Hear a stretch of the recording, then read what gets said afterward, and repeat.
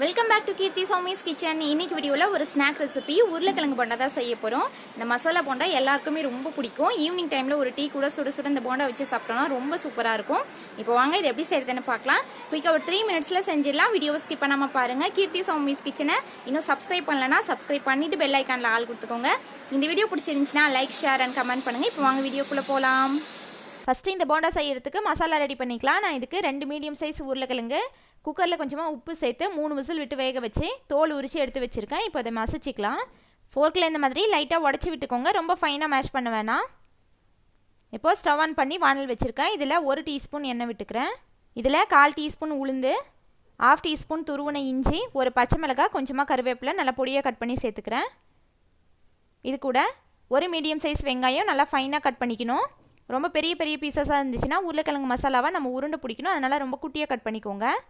இப்போது லைட்டாக டிரான்ஸ்பரண்ட் ஆகிற மாதிரி ஒரு 30 செகண்ட் வதக்கிட்டு இதில் 1/4 டீஸ்பூன் பெருங்காய பொடி சேர்த்துக்கிறேன். இது கூட 1/4 டீஸ்பூன் மஞ்சள் தூள், கொஞ்சமாக அந்த வெங்காயத்துக்கு தேவையான உப்பு சேர்த்துட்டு இதை நல்லா மிக்ஸ் பண்ணி விட்டுக்கிறேன்.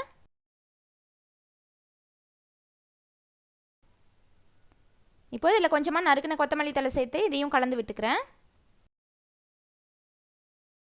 இது கூட வேக வச்சு மசிச்சு வச்சுருக்க உருளைக்கிழங்கு சேர்த்துக்கலாம். இது கூட 1/4 டீஸ்பூன் சீரக பொடி சேர்த்துக்கிறேன். நீங்கள் தாளிக்கும் போதே சீரகம் சேர்த்து கூட தாளிச்சிக்கலாம். இப்போ இந்த உருளைக்கிழங்கு தேவையான கொஞ்சமாக ஒரு 1/4 டீஸ்பூன் உப்பு சேர்த்துக்கிறேன். நான் ஆல்ரெடி உருளைக்கிழங்கு வேக வைக்கும் போதே கொஞ்சமாக உப்பு சேர்த்துருந்தேன். அதனால் பார்த்து சேர்த்துக்கோங்க. லாஸ்ட்டாக டேஸ்ட் பண்ணிவிட்டு கூட தேவைன்னா உப்பு சேர்த்துக்கலாம். இப்போ அது நல்லா கலந்து விட்டுக்கிறேன். இதில் ஸ்டவ் ஆஃப் பண்ணிவிட்டு லாஸ்ட்டாக 1/2 டீஸ்பூன் லெமன் ஜூஸ் பிழிஞ்சு விட்டுக்கலாம். கண்டிப்பாக லெமன் ஜூஸ் பிழிஞ்சு விட்டுக்கோங்க. அதோட டேஸ்ட் இந்த மசாலாவுக்கு ரொம்ப நல்லாயிருக்கும். இதை நல்லா கலந்து விட்டுட்டு இது ஒரு 5 நிமிஷம் நல்லா ஆறட்டும். அதுக்கப்புறமா இதை உருண்டை பிடிச்சிக்கலாம். இப்போ அதை கொஞ்சம் கொஞ்சமாக எடுத்து சின்ன சின்ன உருண்டையாக பிடிச்சிக்கிறேன். ரொம்ப பெரிய சைஸ் எல்லாம் மசாலா இருக்கக்கூடாது. உள்ள போண்டாக்குள்ளே கொஞ்சம் கம்மியாக மசாலா இருந்தால் தான் டேஸ்ட் நல்லாயிருக்கும். இல்லைனா வெறும் மசாலாவை சாப்பிட்ற மாதிரி இருக்கும். போண்டாவோட ஃப்ளேவர் ரொம்ப கம்மியாயிரும். அதனால் குட்டி குட்டி உருண்டையாக பிடிச்சிக்கோங்க. இதே மாதிரி எல்லாத்தையும் பிடிச்சி வச்சாச்சு. இப்போது போண்டாவுக்கு மாவு கலந்துக்கலாம். இந்த கப்பில் 1 கப் கடலை மாவு எடுத்திருக்கேன். இது கூட 1 டேபிள் ஸ்பூன் அரிசி மாவு சேர்த்துக்கிறேன். இது கூட காரத்துக்கு 1/2 டீஸ்பூன் மிளகாய் பொடி, 1/4 டீஸ்பூன் உப்பு சேர்த்துட்டு இதை நல்லா கலந்து விட்டுக்கலாம். இப்போ இதில் 1 டீஸ்பூன் நல்லா சூடான எண்ணெய் சேர்த்துக்கலாம். நீங்கள் எப்போவுமே போண்டா பஜ்ஜி எல்லாத்துக்குமே இந்த மாதிரி சூடான எண்ணெய் சேர்த்துக்கிட்டிங்கன்னா அந்த கிறிஸ்பினஸ் நல்லா இருக்கும் போண்டாவில். இப்போ இதில் கொஞ்சம் கொஞ்சமாக தண்ணி சேர்த்து பஜ்ஜி மாவுக்கு மாதிரி கலந்துக்கலாம். பாருங்கள், இந்தளவுக்கு நான் கலந்துருக்கேன். ரொம்ப தண்ணியாட்டம் இருந்துச்சு அப்படின்னா போண்டா மேலே லைட்டாக ஒரு லேயர் தான் இருக்கும். நம்மளுக்கு போண்டா சாப்பிட்ற ஃபீலே இருக்காது. அதனால் கொஞ்சம் திக்காக இருக்கணும். இப்போது இந்த மாதிரி நல்லா கலந்ததுக்கப்புறமா சோடா உப்பு சேர்த்துக்கிறேன். இது ஆப்ஷனல் தான். உங்களுக்கு பிடிக்காதுன்னா சேர்க்க வேணாம். ரொம்ப அதிகமாகவும் சேர்த்துடக்கூடாது. கொஞ்சமாக ஒரு 1/4 டீஸ்பூன் சேர்த்தா போதும். இப்போ இது நல்லா கலந்ததுக்கப்புறமா இதில் நம்ம உருண்டை பிடிச்சி வச்சுருக்கோம்ல உருளைக்கிழங்கு மசாலா, அதை போட்டுட்டு இந்த மாதிரி நல்லா மேலே மாவெல்லாம் எடுத்து விட்டு ஸ்பூனில் எடுத்து அப்படியே எண்ணெயில் போட்டு பொரிச்சிக்கலாம்.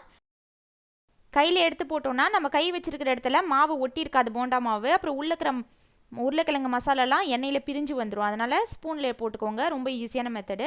இப்போ ஸ்டவ் ஆன் பண்ணி வானலில் எண்ணெய் வச்சுருக்கேன். எண்ணெய் நல்லா காய்ச்சதுக்கப்புறமா இந்த மாதிரி ஒவ்வொன்றா எடுத்து போட்டுக்கலாம். போட்டுட்டு இந்த போண்டா மேலே கொஞ்சம் எண்ணெய் தெளித்து விட்டுக்கிறேன். இப்போ இது எல்லா சைடும் திருப்பி விட்டு வேக வச்சுக்கலாம். உள்ளே இருக்க மசாலா ஆல்ரெடி வெந்தது தான். மேலே இருக்கிற போண்டா மட்டும் வெந்தால் போதும்.